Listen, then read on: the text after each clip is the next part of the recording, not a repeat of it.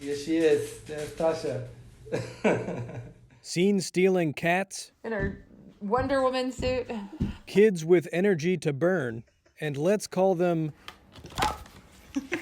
technical difficulties. They've all been part of the work-from-home experience, and clumsiness with the practice has struck everything from online church sermons to oral arguments by teleconference before the U.S. Supreme Court. And what the FCC has said is that when the subject matter of the call ranges to the topics, then the call is transformed.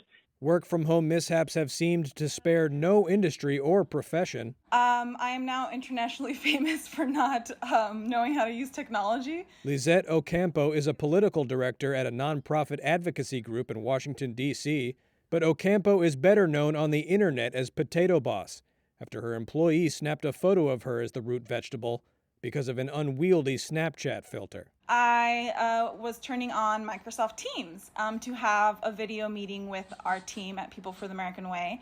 So we turned on the cameras, and there I was as a potato. And at first we didn't know what it was, but then we noticed the soil and the grass. We're like, okay, this is a potato. I kept on trying to fix it. It wouldn't work, so I just kind of sat there as a potato for the meeting. I think right now it's very clear, like, who gets Snapchat. Jessica Applegren is an executive at Impossible Foods in San Francisco. She's experienced similar issues with Zoom's video conferencing app. Alienize. I mean, the comments were just flowing in the chat field, just like, what's wrong with Jessica's face? But it's not just contending with new technology. That's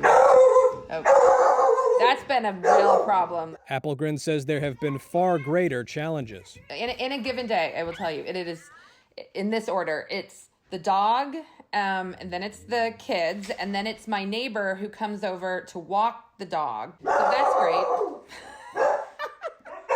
Parents have a very different, situation on their hands with trying to keep the kids busy and work at the same time. And I think we were worried about how to model for our kids, well in this time.